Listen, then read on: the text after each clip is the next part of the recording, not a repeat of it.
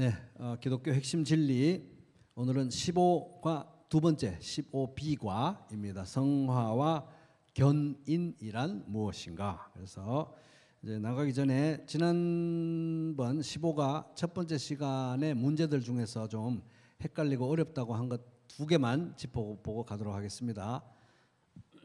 15가 18번 갈라디아서 5장 23절과 디도서 1장 8절은 성화를 위한 우리의 믿음과 순종의 행위가 성화를 위한 우리의 믿음과 순종의 행위에 기도가 필수적임을 보여준다. OX X입니다.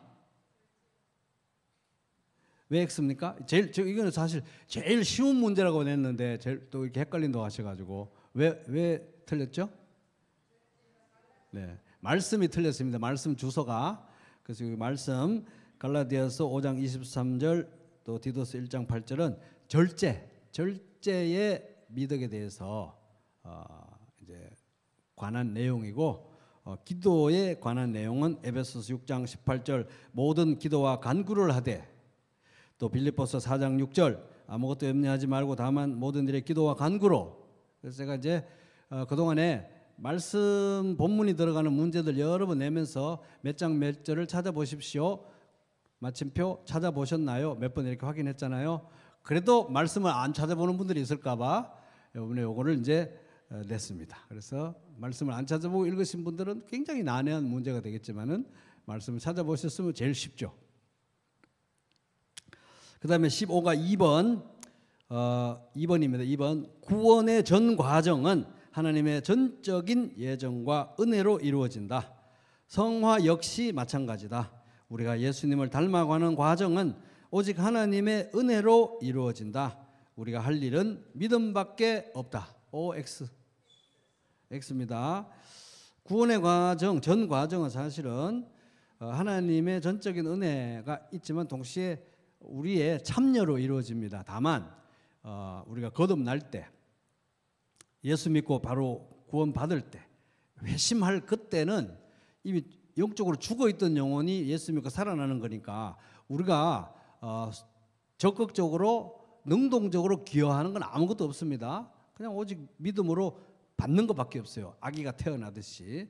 그러나 그 이후에 영적으로 태어난 즉시 시작되는 태어나자마자 즉시 시작되는 구원받자마자 즉시 시작되는 성화의 과정은 우리가 하나님의 주권적인 은혜이기도 하지만 또 우리가 참여하는데 여기에는 소극적인 참여뿐만 아니라 적극적인 참여도 있어야 된다. 그래서 우리가 이 나의 성화는 하나님이 이끌어 가시는 것이다. 하나님의 능력을 주시는 것이다. 성령의 능력으로 성화가 된다. 이걸 믿어야 되고 하나님의 능력 주심을 믿어야 되지만 소극적으로 우리가 뭘 하는 게 아니라 믿어야 되지만 동시에 그 믿음에 걸맞는 순종의 아주 노력이 필요하다는 순종의 엄청난 노력과 헌신이 필요하다는 것입니다. 그래서 X입니다. X. 그래서 우리가 뭐 성화에는 우리 할 일 아무것도 없고 그냥 가만히 믿기만 하면 된다 이거 아니에요. 열심히 순종하고 헌신하고 자신을 쳐서 복종시키는 게 필요합니다. 근데 이제 이 문제에 대해서 질문한 이제 분 중에 한 분은 이제 하신 이제 이유 중에 하나가 그러면 이제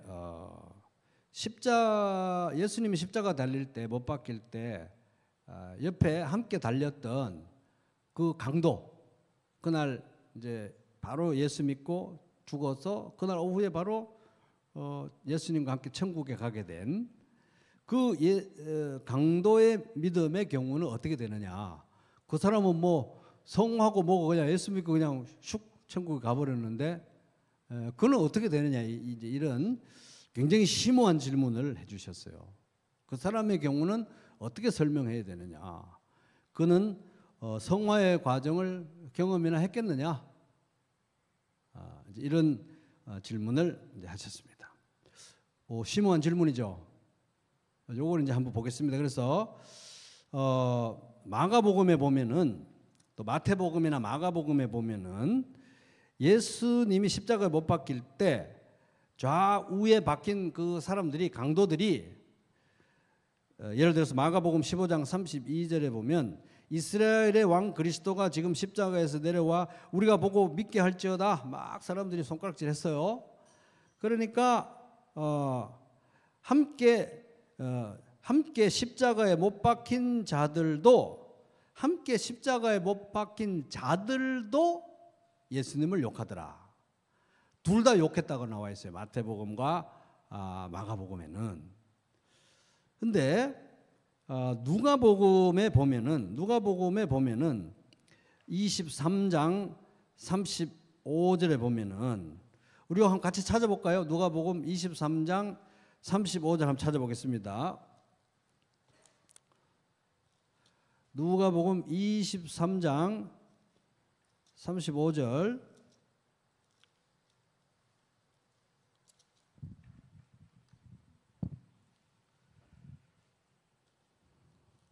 부터 제가 43절까지 낭독하겠습니다. 누가복음 23장 35절부터 읽습니다. 백성은 서서 구경하는데 관리들은 비웃어 이르되 저가 남을 구원하였으니 만일 하나님이 택하신 자 그리스도이면 자신도 구원할지어다. 그러니까 이제 남을 구원한다고 하면 자기는 왜 못 구원하냐 하면서 이제 사람들이 다 조롱하는 거예요.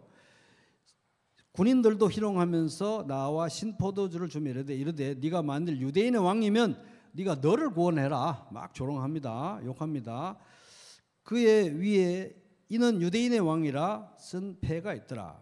달린 행악자 중 하나는 강도들 중 하나는 아까 마태복음과 마가복음은 둘 다 욕했잖아요. 예수님을. 하나는 이제 한 명 비방하여 이르되 네가 그리스도가 아니냐 너와 우리를 구원하라 이렇게 막 같이 자기도 십자가에 못 박혀 있으면서 앞에 있는 사람들과 다 더불어서 예수님을 욕하는 거예요.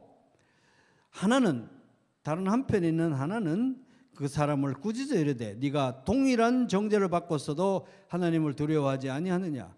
우리는 우리가 행한 일에 상당한 보응을 받는 것이니 우리는 우리 죄 때문에 이렇게 십자가에 못 박힌 것이니까 이에 당연하거니와 이 사람이 여기 십자가에 못 박힌 이 예수 그리스도가 행한 것은 옳지 않은 것이 없다. 죄 지은 것이 하나도 없지 않느냐 라고 하면서 이르되 예수여 당신의 나라에 천국에 임하실 때에 나를 기억하소서 하니 예수께서 이르시되 내가 진실로 내게 이르노니 오늘 네가 나와 함께 낙원에 있으리라 하시더라. 이렇게 말씀하신 것입니다. 그래서 이제 이 강도는 이제 우리가 흔히 이제 그 교회 전성에 하면 십자가 우편에 달렸다 하지만 오른쪽인지 왼쪽인지는 성경에 나와 있지는 않습니다. 근데 어쨌든 이 십자가 우편에 달린 이 강도는 구원받은 강도잖아요. 그죠? 이걸 봤을 때. 근데 이제 마태복음, 마가복음, 누가복음을 이렇게 비교해서 봤을 때는 처음에는 이 사람도 안 믿는 사람이었던 거예요. 그 짧은 시간에 같이 욕을 한 거예요. 그죠? 그러다가 그 중간에 어떤 시점에 믿음이 생긴 것입니다. 이분은 진짜 하나님의 아들이구나 믿음이 생긴 거예요.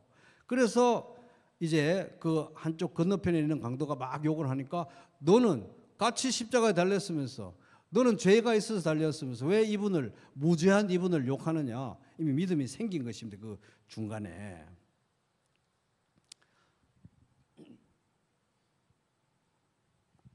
그래서 이제 스펄전이라고 하는 그 목사님은 이 구원받은 강도의 믿음에 대해서 이야기하면서 만약에 히브리서 11장에 믿음의 영웅들 중에서 누가 한 명을 더 추가한다고 하면 바로 이 사람 믿음이 들어가야 된다. 이렇게 얘기했습니다. 그러면서 이제 설명하기를 이렇게 설명합니다. 우리 좀 생각해 볼 게 있어요. 그래서 이제 우리가 요즘 예수님을 믿으면 교회도 그럴듯하고 번듯한 교회들 많잖아요. 그래서 예수 믿는 게 그렇게 힘들진 않아요. 근데 이 강도가 믿은 예수님은 예수님의 그 영원한 예수님의 역사 또는 이 지상생애 가운데 이 예수님을 가장 믿기 힘든 모습의 예수님을 믿은 거예요.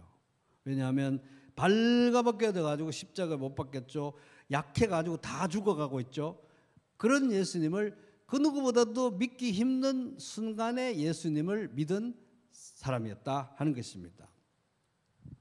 그리고 이 예수님은 본인 자신이 십자가에 못 박혀 있고 알몸이고 가장 약하고 죽어가고 눈앞에는 다 사람들이 전부 예수를 직접 대놓고 욕하고 비웃고 전부 다 욕하고 있어요. 조롱하고 있습니다. 이제 그런 상황에서 그 얘기를 자기도 다 들었을 거 아니에요. 그런 상황에서 그리고 자기들도 십자가에 못 박혔는데 자기들이나 이 예수나 별 차이도 없어요. 알몸으로 매달린 건 마찬가지예요. 이제 그런 상황에서 이 예수를 믿는다는 건 굉장히 어려운 상황이라는 것이죠. 그 누구보다도 어려운 시점에서 예수님을 믿었다. 그리고 그 자신들의 상태를 보면은 어떤 심리적으로 안정된 상황에서 좀 편안한 상황에서 생각 좀 해가면서 믿은 게 아니고 자기들도 지금 인생에서 가장 극심한 고통 속에서 가장 힘들 때 정신이 제대로 작동도 안 되는 그런 상태에서 예수님을 믿었다. 그리고 지금 언제 죽을지 모르는 죽음이 공포가 직면한 상황에서 예수님을 믿었고, 그리고 이 믿는다는 이 기독교 신앙에 대해서 가장 적대적인 순간에 인류 역사상 다 예수님을 알몸으로 못 박아놓고 전부 손가락질하고 죽이려고 달려드는 가장 적대적인 순간에 예수님. 그러니까 예수 믿는다는 것 자체가 하여튼 가장 수치스러울 수밖에 없는 순간에 예수를 믿은 거예요. 근데 꼴에 자기들도 십자가에 또 못 박혀 있으면서 사람들이 다 듣는 데에서 자기의 신앙을 표현하면서 그 맞은편에 달리는 강도에게 너는 네 죄 때문에 달렸고 이분은 죄가 없는데 예수님을 옹호하면서 그 옆에 있는 강도를 혼을 내가면서 자기 신앙을 공적으로 표현하고 있었던 것입니다. 게다가 그러한 상황에서 가장 예수님을 의존하기 어려운 상황에서 예수여 당신이 하나님 나라에 임하거든 저를 기억해 주십시오. 전적인 의존을 하고 있는 것입니다. 하나님 나라에 대한 소망이 벌써 생겼어요. 저를 기억해 주십시오. 하나님 나라에 대한 관점과 소망이 이미 생겨버린 것입니다. 그러니까 이 강도가 믿은 시점은 아마 마태복음, 마가복음에 나오는 둘이 같이 욕하던 그 시점과 누가복음에 나오는 한 명만 욕하는 그 시점 사이에 믿었겠죠. 그 사이에 믿었는데 벌써 어마어마한 태도의 변화를 가지고 옆에 있는 강도를 꾸짖고 예수님을 옹호하고 변호하고 변정하고 예수님을 의지하고 하나님 나라의 관점을 가지고 소망을 가지고 예수여 하나님 나라가 임하면 당신이 하나님 나라에 임하면 저를 기억해 주십시오. 전적으로 자기를 의탁하고 있는 것입니다. 이게 영적인 변화요, 성화의 과정의 시작이 아니라면 뭐가 성화의 과정이냐 하는 것입니다. 그래서 정말 짧은 시간이었지만 이 진정한 믿음이라면 진짜 예수 믿고 거듭났다면 생명 활동이 구원받자 말자 거듭나자 말자 시작된다는 걸 알 수 있는 거예요. 그러니까 성화라는 건 다르게 말하면은 아이가 태어나서 살아가기 시작하는 게 성화인데 성화는 구원받자 말자 시작되는 거거든요. 마치 아이가 태어나면 아이의 생애가 바로 시작되듯이 구원받은 즉시 이 사람의 생명 활동은 시작됐다. 그래서 짧은 시간이었지만 그 누구보다도 강력한 믿음의 고백과 변화의 간증을 보여준다. 그래서 이제 스폴전 목사님이 이렇게 강도의 믿음에 대해서 말합니다. 그의 믿음과 그의 믿음의 열매는 우리가 본받아야 할 가치가 있다. 그는 십자가에 못 박혀 있기 때문에 아무것도 할 수 없었다. 손도 발도 그 무엇도 자유롭지 않았다. 그에게 자유로운 건 뭐밖에 없습니까? 혀밖에 없는 혀. 딱 자유로울 수 있는 혀 하나 가지고 그가 사용할 수 있는 유일한 지체인 혀를 지혜롭게 사용해서 함께 못 박힌 강도를 꾸짖고 주님을 옹호했다. 그의 믿음은 담대한 고백과 용감한 간증을 열매로 맺었다. 이런 걸 보면은 이제 그럼 강도는 행위로 구원받았는가? 그렇지 않죠. 믿음으로 구원받았습니다. 믿음으로 구원받았을 때 성령이 그에게 임하고 즉시 생명 활동이 나타나기 시작했다는 거예요. 성화는 언제 시작된다? 예수 믿고 구원받는 즉시 시작되는 것입니다. 언제까지? 죽을 때까지. 믿음도 구원도 다 선물이지만 나무는 그 열매로 알고 생명이 있는 존재는 반드시 생명 활동을 하기 때문에. 그래서 우리가 구원받는 이 참된 믿음은 그냥 믿고 나서 그 생명 활동을 죽을 때까지 유보해 두는 것이 아니라 즉시 효력을 발휘하는, 그리스도 예수 안에는 할래나 무할래나 효력이 없으되 사랑으로서 역사하는 믿음. 우리의 진짜 믿음, 구원받는 믿음은 사랑, 예수님을 사랑하는 그 사랑 때문에 역사를 통해서, 행위와 삶을 통해서 나타날 수밖에 없는 믿음이다. 갈라디아서 5장 6절. 그래서 이 십자가에 못 박힌 강도, 구원받은 강도의 이 이야기는 그 강도가 그 예수 믿고 그 짧은 시간에 십자가에서 이 성화의 열매를 맺을 수 있었다면 다른 모든 성도들은 예외가 될 수 없다 하는 것입니다. 자, 이제 오늘 15가 이제 후반부로 넘어갑니다.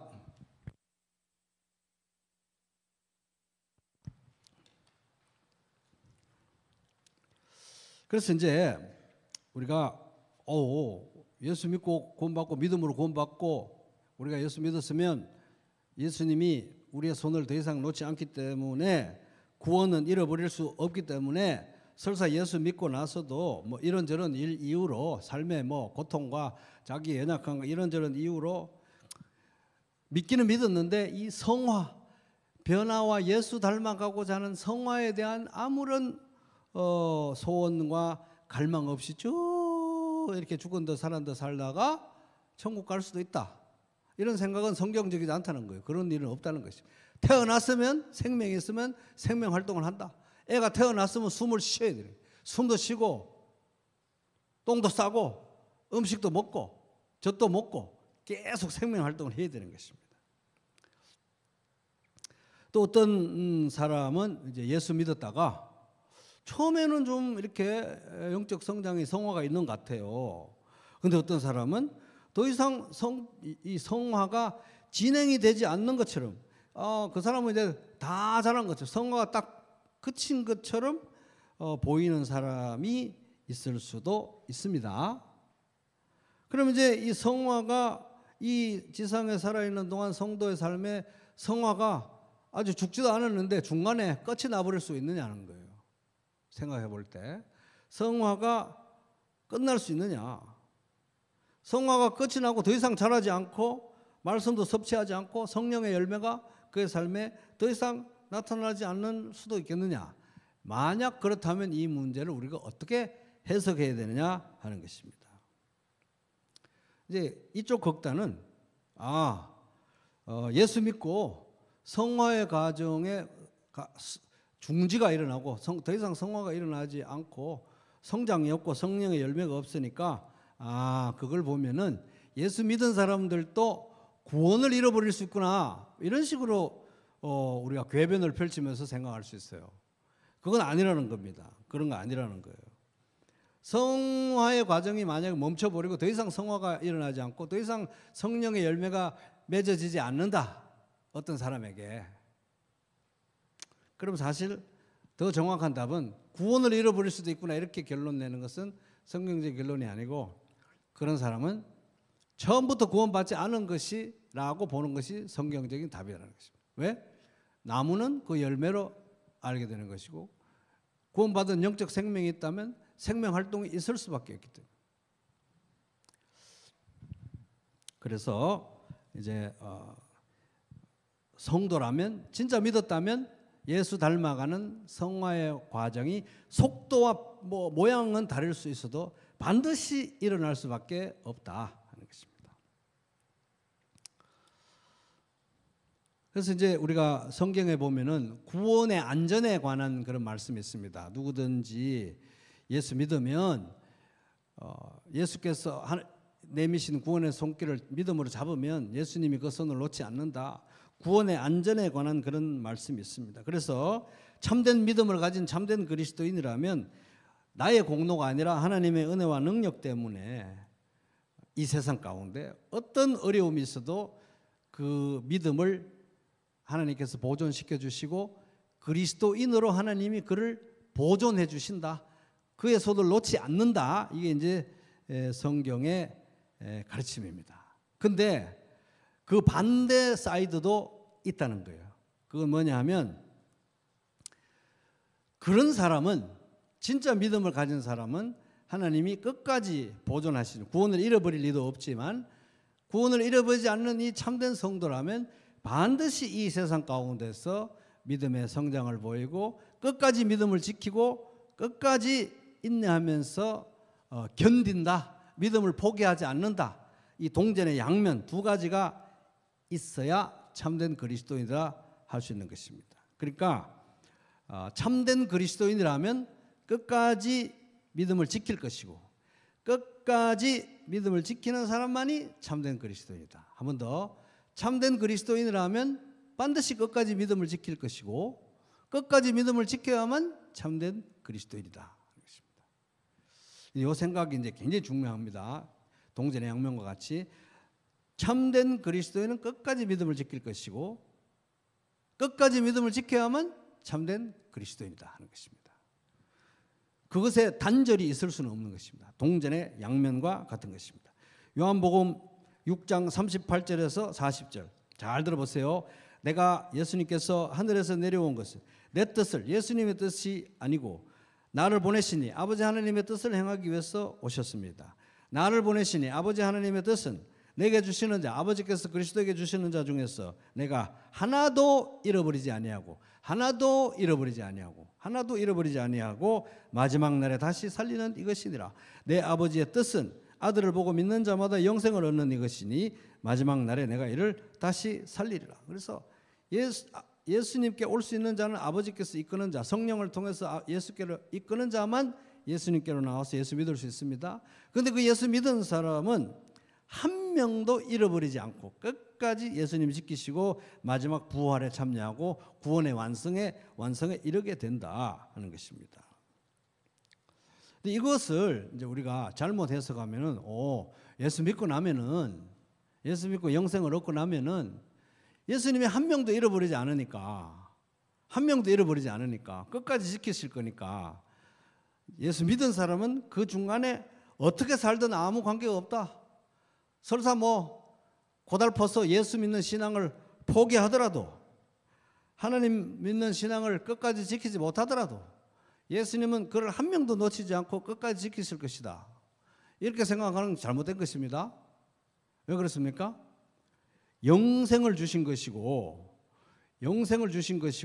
그를 끝까지 지키는 거예요. 영생이 뭡니까? 영생은 유일하신 참 하나님과 그가 보내신 자 그리스도를 아는 것이니다. 요한복음 17장 3절. 그래서 영생은 그냥 아무것도 안 하고 수명 연장되는 게 영생이 아니라 예수 그리스도와 친밀한 관계가 영생입니다. 본질입니다. 그러니까 정말 믿고 영생을 얻었다면 예수 그리스도와 친밀한 관계 가운데 계속 거할 수밖에 없는 거예요. 그러니까 이 말씀을 요한복음 6장 30절에서 40절을 한번 예수 믿은 자는 절대로 예수가 버리지 않으니까 그 중간에 예수를 믿든 안 믿든 심지어 신앙을 버리든 전혀 영적 성장을 안 보이든 성화가 없든 그를 버리지 않을 거야. 이거는 성경적인 사상이 아니라는 것입니다. 진짜 예수 믿은 사람이라면 영생이 있고 영생이 있는 사람이라면 영생의 본질인 그리스도와의 친밀한 관계가 있을 수밖에 없다. 또 이제 요한복음 10장 27절에서 29절 내 양은 내 음성을 들으며 나는 그들을 알며 그들은 나를 따르느니라. 내가 그들에게 영생을 주노니 예수 믿는 자들에게 영생 주십니다. 영생이 영원히 멸망하지 않을 것이요 또 그들을 내 손에서 빼앗을 자가 없다. 구원의 안전에 대한 말씀입니다. 그들을 주신 내 아버지는 만물보다 크심에 아무도 아버지 손에서 우리 구원받은 자들을 빼앗을 수 없다고 하는 이 말씀. 그러니까 예수 믿고 구원받은 자들을 예수님의 손에서 빼앗을 자가 없고요. 그들은 절대로 멸망하지 않는다는 것입니다. 하나님이 그들을 놓지 않을 것이기 때문에. 이 말씀 역시 많이 오해합니다. 그러니까 예수 한번 믿은 사람은 꽉 예수님의 손에 붙들려 가지고 영생을 팍 주입받았기 때문에 그 다음부터는 어떻게 살든지 평생 어떻게 살든지 예수 믿는 신앙을 지키든지 안 지키든지 한번 붙들렸으니까 한번 해병은 영원한 해병처럼 한번 붙들렸으니까 그냥 잃어버리지 않고 영생을 누릴 것이다. 그런 사상은 그 자체가 잘못된 거예요. 그죠? 왜냐하면 내가 그들에게 뭘 줍니까? 영생을 준다는 거예요. 영생. 영생은 수명 연장이 아니고 예수 그리스도의 친밀한 관계. 요한복음 17장 3절. 영생을 주는 건 예수 그리스도의 친밀한 관계가 본질입니다. 그렇기 때문에 정말 예수 믿고 예수님의 손에 붙잡힌 사람은 예수님과의 친밀한 관계를 가질 수 없고 받을 수밖에 없고 영적 성장이 일어날 수밖에 없고 성화에 대한 소망이 있을 수밖에 없는 거예요. 태어났으면 생명활동이 있을 수밖에 없는 것입니다. 태어나자마자 성화가 시작돼요. 왜? 태어나면 생명활동이 시작되니까. 성화는 다른 말로 하면 생명활동. 생명활동이 없으면 죽은 거예요. 그죠?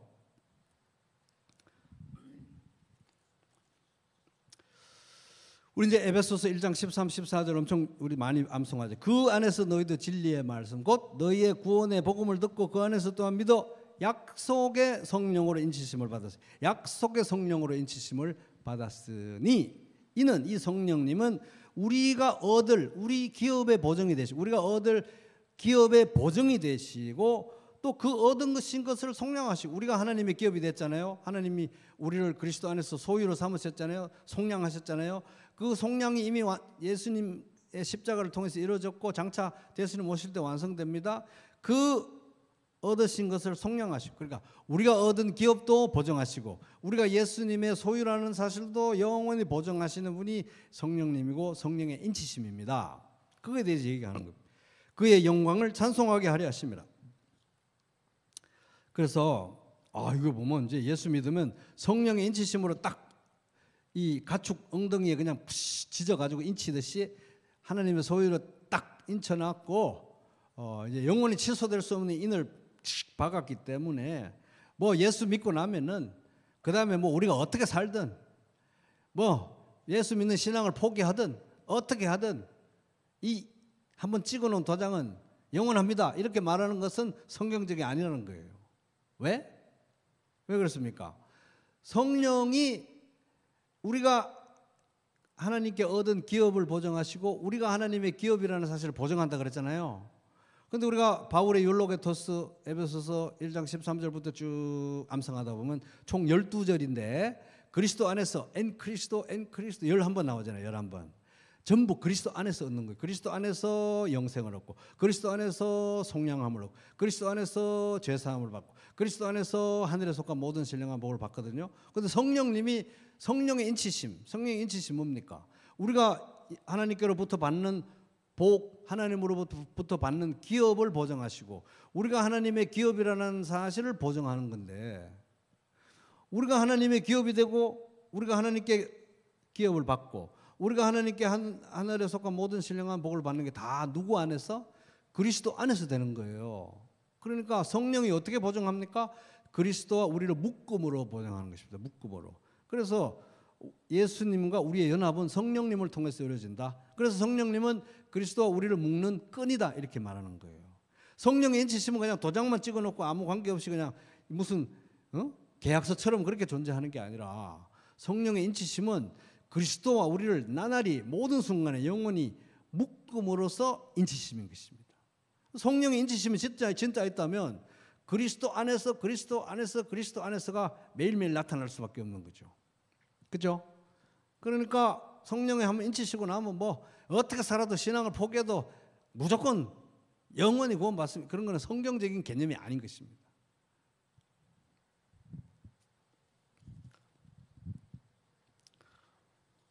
요한복음 8장 31절 그러므로 예수께서 자기를 믿는 유대인들에게 이르시되 너희가 내 말에 거하면 참으로 내 제자가 되고 따라 볼게요. 너희가 내 말에 거하면 참으로 내 제자가 되고 한 번 더 너희가 내 말에 거하면 참으로 내 제자가 되고 이거 이제 요한복음 8장 31절 엄청 중요한데 누가 예수님의 진짜 제자냐? 누가 진짜 그리스도인이냐? 예수 믿고 끝까지 영원히 예수님의 말씀에 거하는 사람, 끝까지 영원히 예수님의 말씀을 지키는 사람이 진짜 예수의 제자이고 진짜 그리스도인이고 진짜 구원받은 사람이라는 거예요. 그죠? 근데 우리 이런 말씀 읽으면 찝찝해지고 깜짝 놀라게 되고 긴장감이 확 돌잖아요. 그죠? 그죠? 절대 잃어버리지 않으리라, 절대 놓지 않으리라 이런 거 들으면 그냥 마음이 편안해지는데 너희가 내 말에 거하면 참으로 내 제자가 되고, 굉장한 긴장감을 줍니다. 그런데 이게 예수님 말씀입니다. 이 말씀은 뭡니까? 진정한 회개, 진정한 믿음. 회개와 믿음은 동전의 양면. 진짜 믿고 회개하고 진짜 길이요 진리요 생명이신 예수님을 믿고 그를 향해서 돌아선 사람, 회개한 사람은 반드시 끝까지 예수님의 말씀에 거한다. 예수님의 말씀을 지킨다. 예수님의 말씀을 지키는 것이 구원받음의 증거가 되는 것입니다.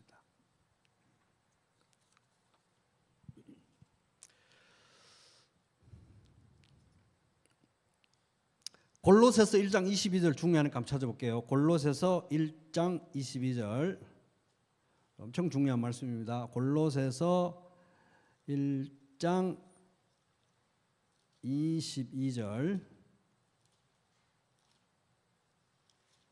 에베소서, 빌립보서, 골로새서 1장 22, 23 같이 저하고 목소리 맞춰서 읽어보겠습니다. 시작. 이제는 그의 육체의 죽음으로 말미암아 화목하게 하사 너희를 거룩하고 흠없고 책망할 것이 없는 자로 그 앞에 세우고자 하셨으니 만일 너희가 믿음에 거하고 터 위에 굳게 서서 너희 들은 바 복음의 소망에서 흔들리지 아니하면 그리하리라. 이 복음은 천하 만민에게 전파된 바요 나 바울이 이 복음의 일꾼이 되었노라. 아멘. 그래서 요 앞에 22절만 있으면 얼마나 우리가 깨우는 기분이 좋겠어요. 안 그렇습니까? 그의 보혈로 예수를 통해서 하나님과 화목되고 예수의 피로 거룩하고 흠없는 그런 의인이 하나님 앞에 되었다. 너무 좋잖아요. 그까지는. 근데 23절을 보면 딱 생선 먹다가 가시 탁 걸린 것처럼 따끔한 말씀이 오는 거예요. 만일 너희가 믿음에 거하고 터 위에 굳게 서서 너희 들은 바 복음의 소망에서 흔들리지 아니하면 그리하리라.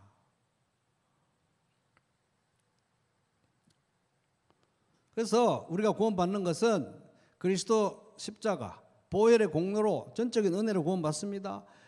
구원도 믿음도 하나님의 선물이고 은혜입니다. 그러나 그것이 진짜 믿음이라면 사랑으로 역사하는 믿음이잖아요. 진짜 믿음이라면 만일 너희가 믿음에 거하고 터 위에 굳게 서서 너희 들은 바 복음의 소망에서 흔들리지 않을 것이라는 거예요. 진짜 믿음이라면. 왜? 예수님이 붙들고 계시기 때문에. 안 그렇습니까? 그래서 진짜 믿음이라면 믿음의 터 위에 서서 더욱 견고해지고 그 다음에 복음의 소망 가운데 점점 자라가게 될 것이다. 이게 무슨 하나는 참이고 하나는 거짓이고 아니라 두 개가 다 참이라는 거예요. 동전의 양면같이 두 개가 다 참이라는 것입니다.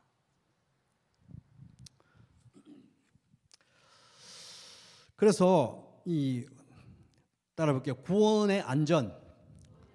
구원의 안전에 관한 말씀 우리 많이 좋아하잖아요. 그죠? 다시는 내가 너희를 놓지 않을 것이다. 절대로 우리가 잃어버린 바 되지 않을 것이다. 사망에서 생명으로 옮겼기 때문에 더 이상 돌이킬 수 없다. 구원의 안전에 관한 말씀입니다. 근데 그런 말씀도 있는데 성경에는 팽팽하게 우리가 많은 경우에 무시하고 소홀히 하고 있는, 따라해 볼게요. 끝까지 견디는 믿음. 끝까지 견디는 믿음에 대한 말씀도 있다는 거예요. 동전의 양면처럼. 그죠? 그래서 그걸 우리가 생각해야 되는 것입니다. 불가분의 관계인 것입니다. 구원의 안전에 관한 말씀과 끝까지 견디는 믿음에 대한 가르침은 동전의 양면이다. 서로 무슨 배치되는 그런 개념이 아니라 두 개 다 있어야 되는 것이에요. 두 개 다. 동전의 양면과 같이. 성경은 둘 다 가르치는 것입니다. 둘 다. 마치 예수님이 신이시다. 참 하나님이시라는 것과 참 사람이다. 성육신 했을 때 두 개를 가르치는 것처럼 여기도 보면 구원의 안전. 한 번 받은 구원은 잃어버리지 않는다. 동시에 진짜 믿음이라면 끝까지 견디는 믿음이다. 이 두 개가 동전의 양면과 같이 서로가 서로를 전제하는 거예요. 전제. 그런 관계에 있습니다. 마치 성화에 있어서 성화가 전적인 하나님의 은혜이지만 동시에 우리의 전적인 순종임을 성경이 가르치는 것하고 똑같습니다. 성화는 뭐 하나님이 50%, 우리가 50%, 내가 50%, 하나님이 50% 서로 보태고 이게 성화가 아니고 전적인 하나님의 은혜로 성화가 되는 거예요. 근데 전적인 우리의 순종이 있어야 그게 진짜 성화인 것입니다.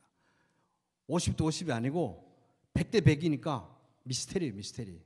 그래서 하나님이 주권 가운데 시작하시기 때문에 우리가 하나님의 은혜 안에서 행하고 순종하는 거예요. 그러니까 하나님의 전적인 주권과 은혜 가운데 우리의 전적인 순종 가운데 성화가 진행되는 것하고 똑같은 원리인 것입니다. 그러니까 이 바울 골로새서 1장 22절 23절을 잘 읽어봐야 되는 게 이 말씀을 보면 거짓된 구원의 확신을 조장하지 않습니다. 그냥 일단 믿었다고 말을 해요. 일단 믿는다고 말해봐. 그러면 구원을 잃어버리지 않을 거야. 이렇게 공수표를 날리지 않는다는 거예요. 거짓된 구원의 확신을 막 조장하고 충동질하지 않는다는 것입니다. 팽팽하게 두 가지다 얘기해요. 누가 이런 식으로 얘기하면 복음이 잘 안 전해질 것 같잖아요. 사람들이 에이 어떻게.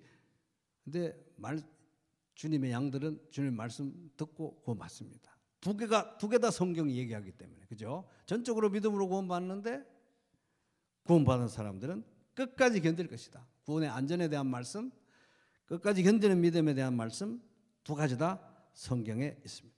이런 골로새서 1장 22, 23 이런 말씀은 우리 뭐 성도들 협박해가지고 똑똑히 사세요 이렇게 협박하려고 하는 게 아니고 성도들에게 엄청난 위로와 용기를 주는 말씀입니다.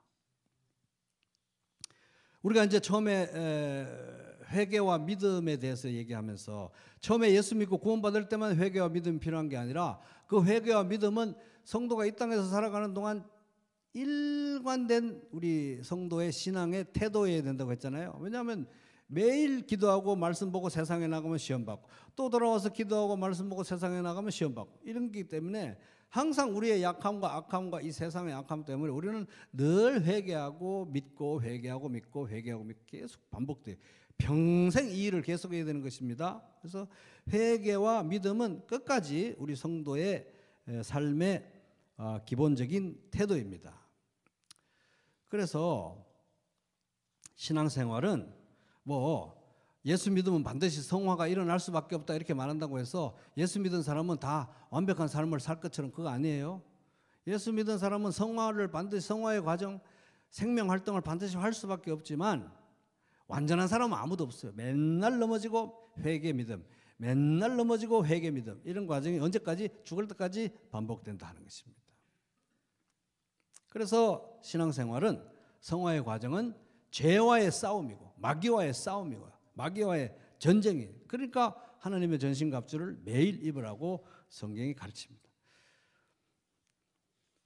그래서 우리 입에서 오라 나는 공고한 사람이로다 이 사망의 몸에서 누가 나를 건져내라 로마서 7장 24절 같은 그런 탄식이 터져 나와도 지극히 정상적인 것입니다. 생명활동은 완전한 어떤 뭐 도덕적인 완전함을 얘기하는 게 아니라 치열하게 싸우는 그런 과정입니다. 그럼에도 불구하고 이제 참된 믿음이라면 끝까지 견디고 끝까지 견디는 믿음이라야 참된 믿음이다. 이게 성경의 가르침입니다.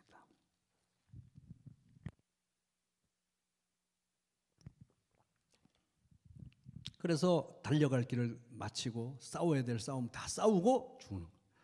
우리 죽음은 이 죄와의 싸움을 거치고 그리스도의 품에 안기는 그게 이제 우리 육신의 죽음이잖아요. 그죠? 그래서 끝까지 계속될 것이다. 그래서 이 끝까지 견디는 믿음에 관한 성경의 가르침은 이 성도들에게 엄청난 격려와 용기를 줍니다. 그리스도 안에서 할려나 무할려나 이런 거 소용이 없는데 오직 사랑으로서 역사하는 믿음이다. 우리 진짜 믿음 갈라디아서 5장 6절에 하면 진짜 믿음은 사랑으로 역사하는 믿음. 하나님의 사랑을 받았기 때문에 예수님 사랑하기 때문에 역사하고 꿈틀거리고 행위로 순종으로 나타날 수밖에 없는 핵폭탄 같은 믿음이라는 것입니다. 살아있는 믿음이라는 것입니다. 왜? 구원받았으니까 거듭났으니까 생명활동이 시작될 수밖에 없다. 영원한 생명활동이. 그래서 우리 이제 로마서 8장 29절 30절에 보면 이제 지정소의영 나오잖아요. 미리 아신 자들을 구원하기로 예정 작정하시고 부르시고 의롭다 하시고 영원하게 하시되 하나도 빠진 게 없잖아요. 그죠? 중간에 누락되는 게 없어요. 지정소의 영.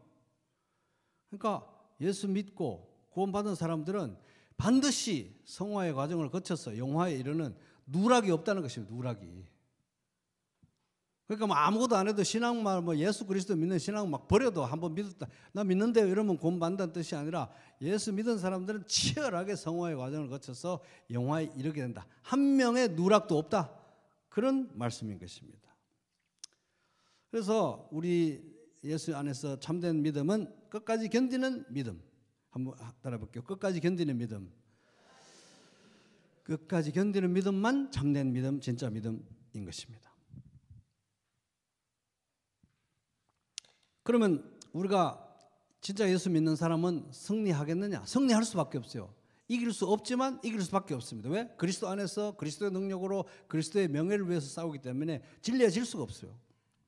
그래서 하나님께로부터 난 자마다 세상을 이기느니라. 세상을 이기는 승리는 이것이니 우리의 믿음이니라. 요한일서 5장 4절.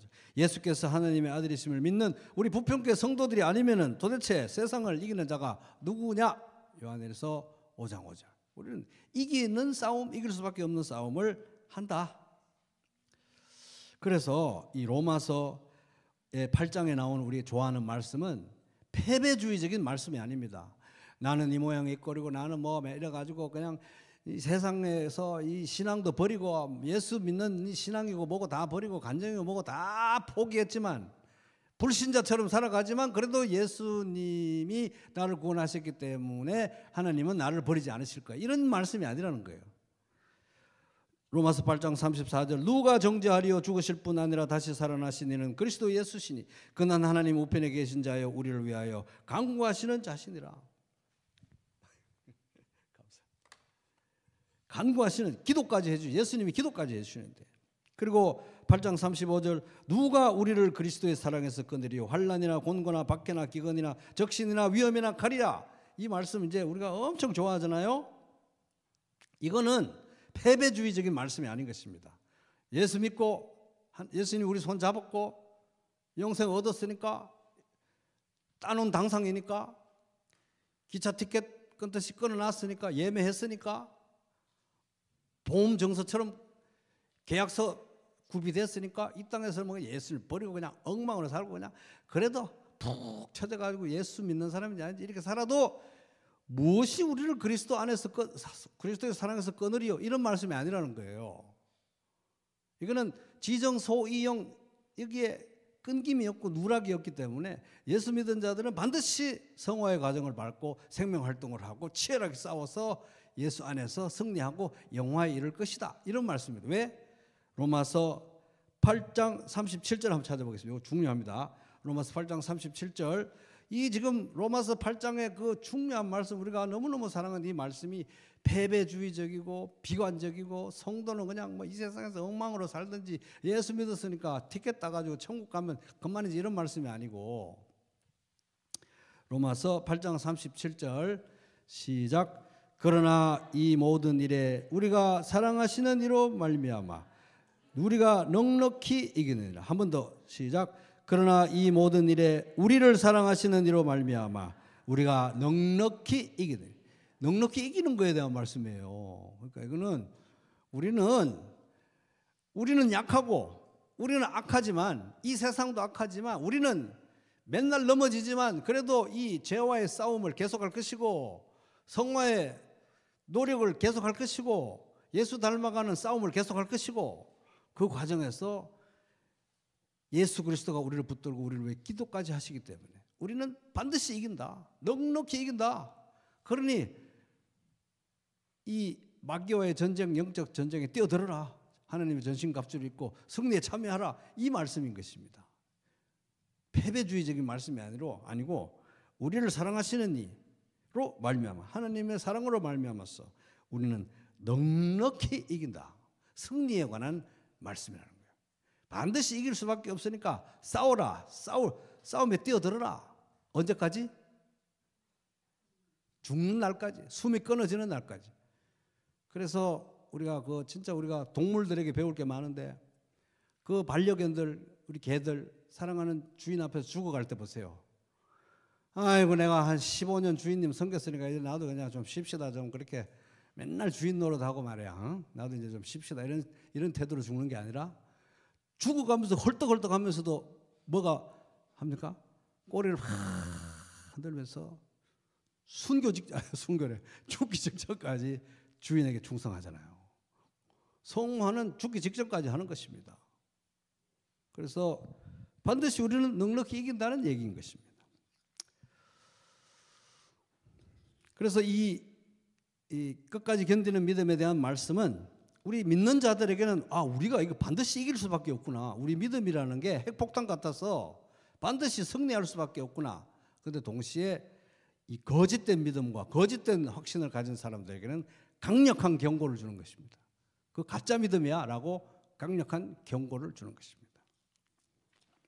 히브리서 3장 14절 우리가 시작할 때 확신한 것을 끝까지 견고히 잡아요. 생선가시 같은 말씀이에요. 끝까지 견고히 잡으면 끝까지 견고히 잡아야 한 번 확신하고 마는 게 아니라 처음에 믿고 확신한 것을 끝까지 견고히 잡고 있으면 그리스도와 함께 참여한 자가 되리라. 그리스도와의 연합을 현재에서도 누리고 미래에서도 누리고 영원히 그 구원을 그리스도 안에서 누리고 참여하게 될 것이다. 끝까지 견고히 잡아야 진짜 믿음이라는 거예요. 그죠? 이런 말씀들 이제 우리가 그냥 흘려보내지 말고 딱 잡아야 되는 것입니다. 우리 협박하는 말씀이 아니고 진짜 믿음은 끝까지 견딘다. 너는 승리할 수 있다. 예수 그리스도 안에서 확신과 용기를 주는 말씀이겠습니다.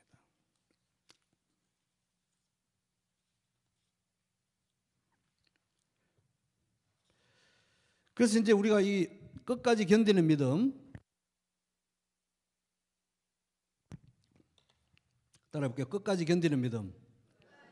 이 끝까지 견디는 믿음이 너무 중요한데 또 이 끝까지 견디는 믿음에 대해서 너무 이걸 또 잘못 해석하고 또 이걸 또 잘못 해석을 하게 되면은 어디까지 또 잘못된 게 가냐 하면은 끝까지 견뎌야 그게 진짜 믿음이니까 우리가 구원의 확신은 말이에요. 끝까지 가봐야 하는 거예요. 죽기 전까지 가봐야 이게 구원의 확신을 갖는 거지. 무슨 끝까지 가보지도 않고 끝까지 견디는 믿음이지 어떻게 알고 구원의 확신을 갖습니까? 이렇게 말하는 사람들이 있는데 이것은 성경적이다, 안 성경적이다, 안 성경적이라는 것입니다. 그죠? 두 개 다 성경의 가르침, 구원의 확신, 구원의 안전, 끝까지 견디는 믿음, 두 개 다 성경의 가르침인 것입니다. 그래서 내가 하나님의 아들의 이름을 믿는 너희에게 이것을 쓰는 것은 너희로 하여금 너희에게 영생이 있음을 알게 하려 함이라. 요한 1서 5장 13절 여기 보면 이 요한 1서의 수신자들은 예수 믿으면서도 구원의 확신이 너무 핍박도 많고 자기들도 막 이 적그리스도의 활동을 통해서 막 넘어지고 이러니까 구원의 확신이 왔다 갔다 했어요. 그런 사람들에게 일시적이라도 너희들은 구원의 확신이 흔들렸으니까 너희 믿음은 거짓이야 이렇게 정죄하고 막 압박하고 잘라내고 한 것이 아니라 성도라도 구원의 확신이 흔들릴 수 있다는 거예요. 성도라도 구원의 확신이 흔들릴 수 있는 것입니다. 마치 애들이 너 다리 밑에서 주워와서 그러면 잠깐 흔들릴 수 있듯이 성도라도 구원의 확신이 흔들릴 수 있습니다. 그런 사람들에게 우리 어떻게 해야 됩니까? 이것을 너에게 쓰는 것은 요한일서 쓴 목적이 말씀 줘서 말씀 받아먹고 다시 구원의 확신을 가지고 일어서라고 주는 것이지 너 일시적으로 구원의 확신 흔들렸으니까 넌 가짜 이렇게 하라는 정죄하고 판단하고 잘라내는 게 아니라는 것입니다. 그래서 구원의 확신을 우리가 서로 주고 서로 확신을 주고 모여서 기도하면서 함께 자라가야 된다 하는 것입니다. 그래서 끝까지 견디는 믿음에 대한 성경의 가르침도 진실이지만 구원의 확신을 가지고 안정감 속에서 기쁨 속에서 확신 가운데 사는 것도 성경의 가르침입니다. 그래서 하나님이 세상을 이처럼 사랑하사 독생자를 주셨으니 그를 믿는 자마다 멸망치 않고 영생을 얻게 하려 하심이라. 요한복음 3장 16절 우리가 예수 믿으면 우리 안에 이미 영생이 있다 없다?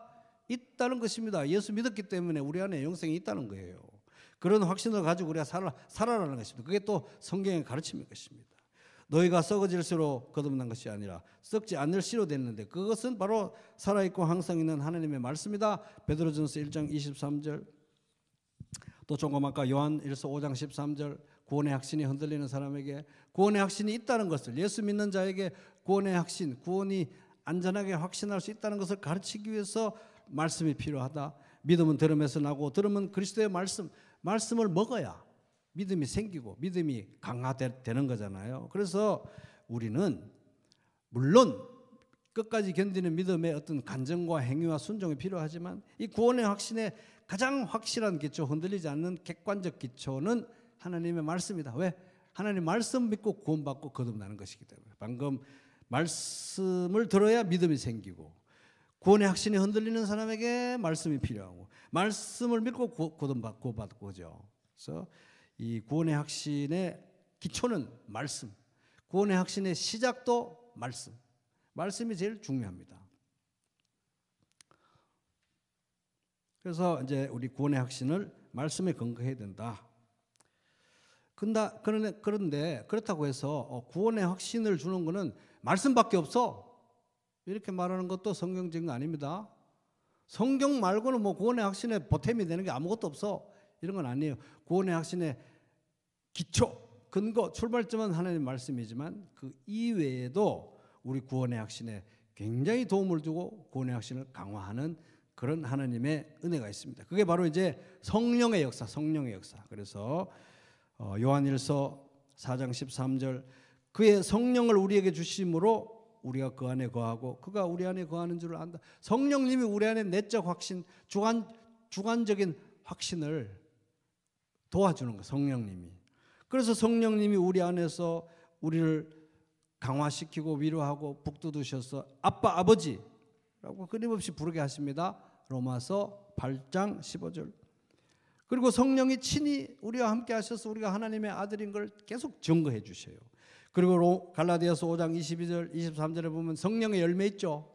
성령의 열매가 나타나는 거예요. 성령의 역사로 열매가 막 나타나요. 그 열매는 겉으로 볼 수 있는 예수 그리스도 닮은 인격적인 변화잖아요. 그것이 세상에서 나타나는 것입니다. 그래서 성령의 역사로 내적인 주관적인 확신도 생기고 또 아빠 아버지라고 부르고 열매가 맺어져서 세상 가운데 구체적인 삶의 변화, 인격의 변화로 나타나니까 그런 모든 것들이 구원의 확신을 뒷받침하는 강력한 증거가 되고 구원의 확신을 강화하는 하나님의 은혜가 된다는 거예요.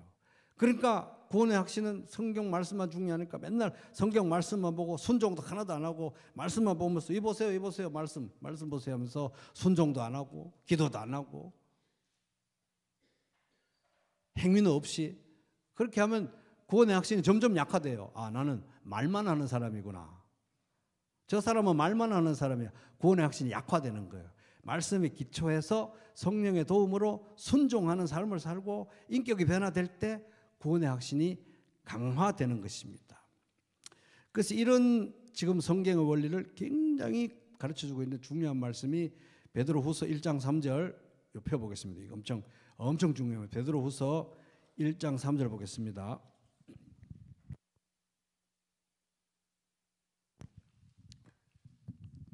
베드로후서 1장 3절에 보면 이제 그의 신기한 능력으로 생명과 경건에 속한 모든 것을 우리에게 주셨으니 이는 자기의 영광과 덕으로서 하나님의 은혜로 우리를 부르셨잖아요.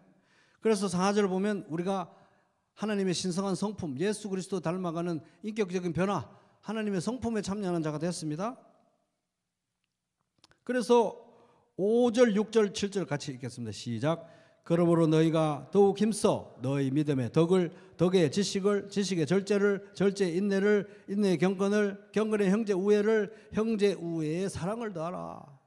믿음에만 그치지 말고 내가 이거 말씀 믿었잖아요. 여기 보면 요한복음 3장 16절 구원받은 거 확실하죠? 이런 데만 그치지 말고 믿음에 이런 영적 덕목들을 쌓아가라. 예수 그리스도 닮아가는 인격의 변화를 추구해라. 그런 것이 없으면 어떻게 되느냐 한번 보세요. 8절을 보면 이런 것이 너희에게 흡족한 적, 이런 삶의 변화와 순종과 인격의 변화가 있어야 너희로 우리 주 예수 그리스도를 알기에 게으르지 않고 열매 없는 자가 되지 않고 9절 그런 것이 없으면 이런 것이 없는 자는 맹인이라. 맨날 말만 그렇게 하는 사람은 맹인이다. 멀리 보지 못하고 그 옛죄가 깨끗하게 된 것을 잊었네. 구원받은 사실조차도 잊어버리게 될 것이다. 그러니까 안 구원받았을 수도 있는 거죠. 그런 변화가 없으면.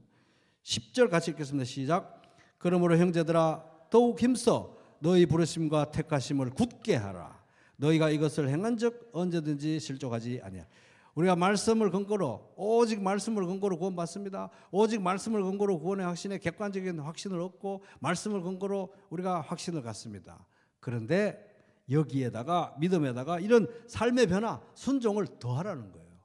그런 걸 더하는 것이 바로 너희의 부르심과 택하심을 굳게 하는 것이다. 구원을 확정하고 더 확실하게 하는, 구원의 확신을 강화시키는 것이다. 이게 굉장히 중요하다는 거예요. 구원의 확신을 강화시켜야 실족하지 않을 수 있다는 거예요. 그죠?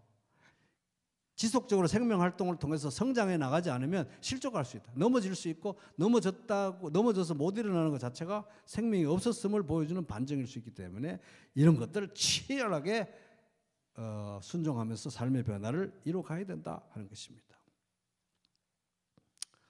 그래서 우리가 어떤 사람이 나 자신이 구원의 확신이 약하거나 이럴 때는 나 자신을 치열하게 의심하고 하나님 말씀 앞에 나를 비춰보고 좌우의 날선 검과 같은 그 말씀에 비춰서 나를 조명하고 되돌이키고 회개하고 내 구원이 진짜인가 아닌가 치열하게 고민하면서 주여 믿음을 주시옵소서, 주여 열매를 주시옵소서, 주여 제 삶의 변화를 일으켜 주시옵소서, 제가 게으르지 않고 순종하게 하여 주시옵소서 치열하게 기도해야 되죠. 그래야 구원의 확신이 강화되는 것입니다.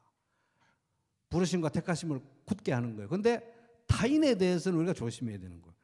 어떤 사람 형제가 와서 구원의 확신이 좀 흔들리는 것 같아요. 그거 당신 구원 안 받은 거야.